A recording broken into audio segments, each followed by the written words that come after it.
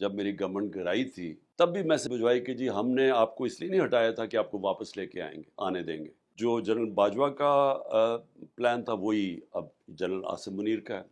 ہمارے ساتھ اس وقت موجود ہیں پاکستان کے سابق وزیر اعظم عمران خان. آئیے ان سے بات کرتے ہیں. خان صاحب، اگر اس وقت آپ کو گرفتار یا نااہل کیا جاتا ہے تو آپ کو لگتا ہے کہ پہلے جیسا عوامی رد عمل آئے گا؟ میں کہہ نہیں سکتا. انہوں نے سختی بڑی کی ہوئی ہے اور ایک خوف کی فضا بنی ہوئی ہے. لوگوں کو پکڑ دھکڑ گھر توڑ دیتے ہیں، گھروں میں گھس جاتے ہیں، عورتوں کو بچوں کے خلاف ایکشن لیتے ہیں. یعنی ایسے کبھی ہوتا نہیں ہے ہمارے ہمارے معاشرے میں. کبھی ہماری کلچر میں، ہمارے دین میں چادر اور چار دیواری کا خاص کوئی ایک تقدس ہوتا ہے، اس کی رسپیکٹ ہوتی ہے. لیکن یہ جو کر رہے ہیں یہ کبھی ہم نے پہلے نہیں دیکھا. تو خوف کی فضا بنی ہوئی عورتوں کو خاص طور پہ. کبھی عورتوں کے اوپر اس طرح ہاتھ نہیں ڈالا گیا. یہ جو جان کے ایک عورتوں کو تشدد کرتے ہیں، ان کو جیلوں میں ڈالا، وہ بھی 50 عورتیں صرف لاہور کے جیل میں. ایسے کبھی ہوا نہیں ہے پہلے. تو میں کہہ نہیں سکتا کہ کیا رسپانس ہوگا، لیکن میں اتنا جانتا ہوں کہ یہ جو حرکتیں کر رہے ہیں اس سے تحریک انصاف کا ووٹ بینک بڑھ رہا ہے. آپ کے خلاف ملٹری کورٹس میں ٹرائل کی بات کی جا رہی ہے. اگر ایسا ہوتا ہے تو کیا آپ اس کے لیے تیار ہیں؟ لیکن تیار تو ہر چیز کے لیے ہوں، کیونکہ اس وقت کوئی قانون تو ہے نہیں پاکستان میں. اس وقت تو ایک جنگل کا قانون ہے. طاقتور جو مرضی چاہے کر لے. کیا کون سے دنیا کا قانون اجازت دیتا ہے لوگوں کے گھروں میں گھس کے گھر توڑ دو، گھر پولیس لوٹ لیتی ہے گھر. جو اگر جس کو ڈھونڈنے آئے ہیں وہ نہیں ہے تو بچوں کو اٹھا کے لے جاتے ہیں، عورتوں کو اٹھا کے لے کے گئے. تو یہ یہاں تو اس وقت فری فار آل ہے. قومی اسمبلی سے آپ لوگوں نے استعفے دیے، کے پی کے اور پنجاب اسمبلی تحلیل ہوئی، اسٹیبلشمنٹ سے ٹکراؤ. آپ کو لگتا ہے کہ کہیں مس کیلکولیشن ہوئی ہے آپ سے ان سارے معاملات میں؟ کوئی مس کیلکولیشن نہیں ہوئی. اسمبلی سے بالکل ٹھیک ریزائن کیا، کیونکہ انہوں نے کام کر رہے تھے اسٹیبلشمنٹ مل کے ان کے ساتھ، پی ڈی ایم کے ساتھ، بلکہ نون لیگ کے ساتھ پنجاب کی گورنمنٹ گرانے کے لیے. تو ہماری ایک سے تو ہماری گورنمنٹ بچی ہوئی تھی. تو وہ تو کسی ٹائم پہ بھی ایک انسٹیبل سی گورنمنٹ گرا سکتے تھے. تو ہم نے تو فیصلہ کیا کہ پبلک جاؤ، ایک صحیح مینڈیٹ لے کے آؤ، کیونکہ ویسے گورنمنٹ چلانا بڑا مشکل تھا. تو ہم نے تو آئین کے مطابق فیصلہ کیا. تو اب یہاں آئین کے اوپر ہی کوئی فالو نہ کرے، سپریم کورٹ کے فیصلے کے اوپر ہی کوئی نہ چلے کہ 14 مئی کو سپریم کورٹ نے پنجاب کا الیکشن اناؤنس کیا. اب اگر آئین کے اوپر ہی نہ چلے اور کوئی سپریم کورٹ کا ورڈ گورنمنٹ ہی نہ مانے تو اس کی تو کوئی کیلکولیشن نہیں نہ ہو سکتی. آپ بار بار اسٹیبلشمنٹ سے بات کا کہہ رہے ہیں اور ادھر سے کوئی جواب نہیں آ رہا. آپ کے نزدیک وہ کیا وجوہات ہے کہ آپ سے بات نہیں ہو رہی؟ وہ تو بڑی کلیئر وجوہات ہے. یعنی وجہ تو اس کی بڑی کلیئر ہے کہ انہوں نے جب میری گورنمنٹ گرائی تھی تو تب ہی مجھے یہ میسیجز آ گئی تھی کہ جب انہوں نے دیکھا کہ پارٹی کی پاپولیرٹی بڑھتی جا رہی ہے اور جب پارٹی بائی الیکشن جیتنا شروع ہو گئی، 37 میں سے 30 بائی الیکشن جیت گئی. تو جب پاپولیرٹی پارٹی کی دیکھی تو انہوں نے تب بھی میسج بھجوائی کہ جی ہم نے آپ کو اس لیے نہیں ہٹایا تھا کہ آپ کو واپس لے کے آنے دیں گے. تو ادھر سے انہوں نے فیصلہ تو کیا ہوا تھا کہ عمران خان کے اوپر کراس لگا دیے.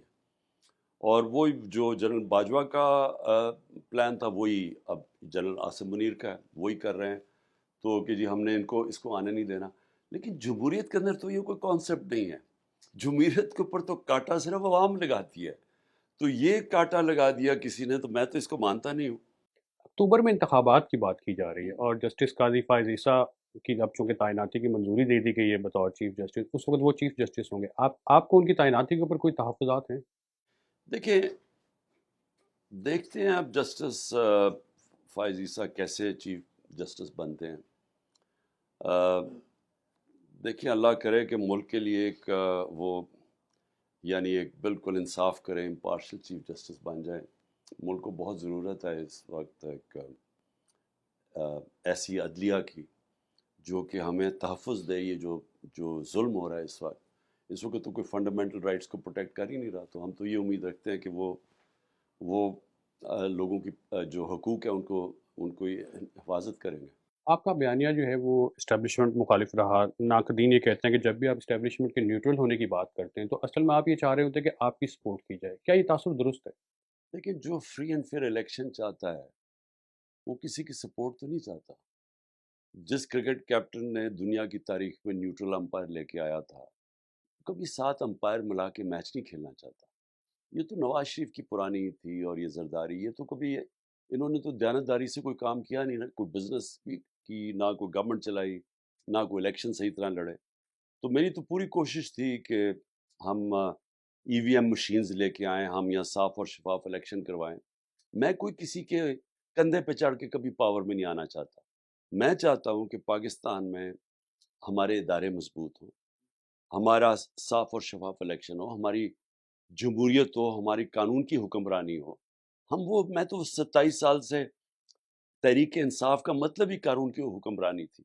تو میں تو کوئی کسی سپورٹ نہیں چاہتا. ہم یہ چاہتے ہیں کہ اسٹیبلشمنٹ اس ملک کے اندر واقعی نیوٹرل ہو، اور اس کا کام ہے اس ملک میں مدد کرے صاف اور شفاف الیکشن، تاکہ حقیقی جمہوریت، جس کا مطلب حقیقی آزادی آئے پاکستان میں. جب آپ اپنی حکومت کی مدت پر نظر ڈالتے ہیں تو کیا سمجھتے ہیں آپ سے کیا غلطی ہوئی کہ تمام حالات آپ کے ساتھ تھے لیکن اس کے باوجود آپ مدت پوری نہیں کر سکے؟ نہیں، حالات تو نہیں ٹھیک تھے کہ ایک حکومت جو کہ اصلاحات کرنا چاہتی ہو، جو طاقتور کو قانون کے نیچے لانا چاہتی ہو، اس کے پاس جب تک کلیئر میجورٹی نہ ہو، یہ نہیں کر سکتی. اسٹیٹس کو کا مقابلہ آپ تب کر سکتے ہیں جب آپ کے پاس ایک پبلک کا مینڈیٹ ہو، اور آپ کے پاس کلیئر، یعنی ایک ایسی میجورٹی ہو جو آپ کو طاقت دے. ہماری تو ایک کمزور گورنمنٹ تھی، کولیشن گورنمنٹ تھی، چھوٹی سی میجورٹی تھی.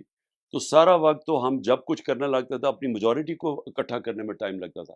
تو مجھے جو کرنا چاہیے تھا، فوری طور پہ پھر سے الیکشن میں چلے جانا چاہیے تھا، اور تب ہی گورنمنٹ لینی تھی جب میرے پاس میجورٹی ہوتی. نہیں تو اپوزیشن میں بیٹھ جاتے. آپ متعدد بار کہہ چکے کہ آپ کی حکومت کا جو خاتمہ ہے اس میں امریکی حکومت کا بھی ہاتھ تھا، لیکن بعد میں آپ نے امریکی کی لابنگ فرمز بھی حاصل کی اور زیادہ اب آپ انہی سے مدد بھی مانگ رہے ہیں، ایسا کیوں؟ دیکھیں، امریکہ سے مدد نہیں مانگ رہا میں کلیئر ہو جاؤں پہلے. امریکہ سے ہمیں ہمیشہ اچھے تعلقات رکھنے چاہیے. امریکہ ایک ریالٹی ہے، پاور ہے، اور ہماری سب سے بڑا ٹریڈنگ پارٹنر ہے. سب سے زیادہ ایکسپورٹس پاکستان کی امریکہ. تو ہمیں ان سے تعلقات اچھے رکھنے چاہیے. سب سے تقریب پاکستانی کمیونٹی اس وقت امریکہ میں ہے، پاکستان امریکن کمیونٹی. میں نے جو باتیں کی وہ بالکل حقیقت کے اوپر تھی. جو سائفر تھا، جو ایک امریکی آفیشل نے ہمارے اسد مجید، ہمارے واشنگٹن میں ایمبیسڈر سے جو بات چیت کی، وہ آفیشل بات چیت تھی کہ عمران خان کو پاور سے ہٹا دو ووٹ آف نو کانفیڈنس میں، نہیں تو پاکستان کے اوپر مشکل وقت آئے گا. یہ تو حقیقت ہے. یہ تو کیبنٹ میں بھی رکھا گیا، یہ نیشنل سیکورٹی کاؤنسل میں، پارلیمنٹ میں رکھا گیا، اور یہ اس کے اوپر ڈیمارش کیا کہ امریکہ ہمارے اندر مداخلات کر رہا ہے. یہ فیکٹ ہے. لیکن جو بعد میں چیزیں سامنے آئیں کہ جنرل باجوہ کا یہ پلان تھا، حسین حقانی کے ذریعے میرے خلاف لابی کر رہے تھے وہ.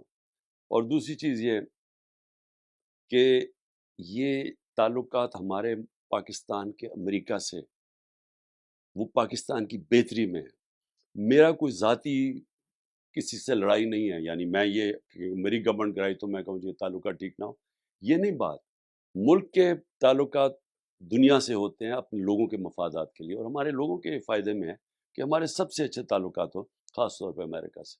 ایک عمومی تاثر پایا جاتا ہے کہ آپ کے دور حکومت میں سی پیک سست روی کا شکار رہا. کیا آپ کو چائنیز منصوبوں اور سرمایہ کاری پر اعتراض ہے پاکستان میں؟ بالکل غلط ہے یہ صوبہ. ہم نے سی پیک کو بلکہ ٹاپ پرائرٹی دی ہوئی تھی. پرابلم یہ ہوا کہ 2 سال کے لیے کووڈ-19 میں چائنا بند ہو گیا. چائنا کے اتنے سخت کوارنٹین لاز تھے کہ وہاں سے آمد و رفت ختم ہو گئی. تو وہ ہمارے لیے ان 2 سالوں میں ویسی دنیا ہی سلو ڈاؤن ہو گئی تھی. آپ کو سب کو پتہ ہے کرونا کے دوران. اور ہمارے 3.5 سال میں 2 سال تو کرونا کا دور نکلا. لیکن ہماری پرائرٹی تھی سی پیک.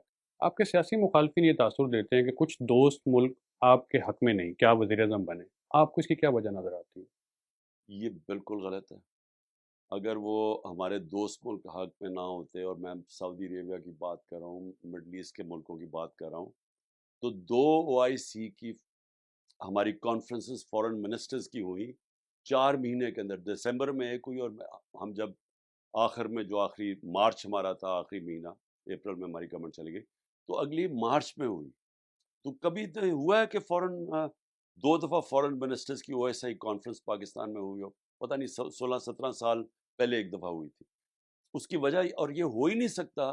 مثلا اگر سعودی عربیہ نہ چاہے یا ایران نہ چاہتا تو یہ نہیں ہو سکتی تھی. طاقتور مسلمان ملک نہ چاہتے، ترکی نہ چاہتا. لیکن وہ بھی آیا اور پھر چائنا کا فورن منسٹر بھی آیا. اور تو یہ کہنا کہ ہم تعلقات خراب تھے، اب مجھے یہ بتائیں کہ اب کیا ہے. آج جو انڈیا اور امریکہ کا جو جوائنٹ اسٹیٹمنٹ آئی ہے، نریندر مودی جب ٹور کر رہا ہے، تو انہوں نے تو پاکستان کے اوپر دہشت گردی کا الزام لگا دیا.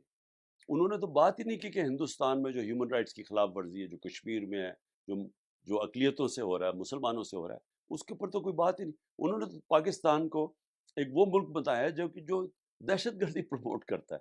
تو کدھر گئی ان کی ڈپلومسی؟ میرا مطلب، اگر ہمیں کہتے ہیں کہ آئسولیٹڈ تھے، تو یہ تو ایک شرمناک سٹیٹمنٹ آئی ہے کہ انہوں نے جو پاکستان کے خلاف سٹیٹمنٹ دی ہے. بہت سے کشمیریوں کا یہ خیال ہے کہ آپ جب جنرل باجوہ کے ساتھ امریکہ گئے تو آپ نے کچھ ایسے خفیہ دستاویزات پہ دستخط کیے جس کے بعد سے بھارت نے ان کے زیر نظام کشمیر کا خصوصی اسٹیٹس تبدیل کر دیا. یہ بالکل پروپیگنڈا اور غلط ہے، کوئی ایسی بات ہوئی نہیں.